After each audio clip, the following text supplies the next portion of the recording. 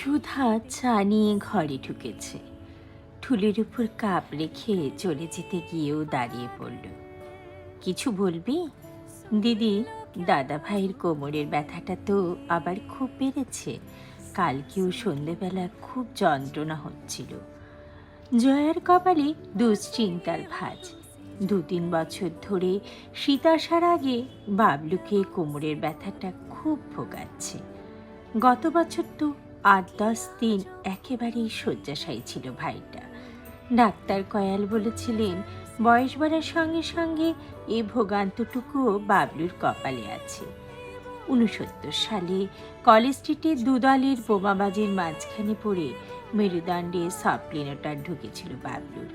তখন বাবলু সবে higher secondary দিয়েছে জয়া আর্ট কলেজের 4th ইয়ারে।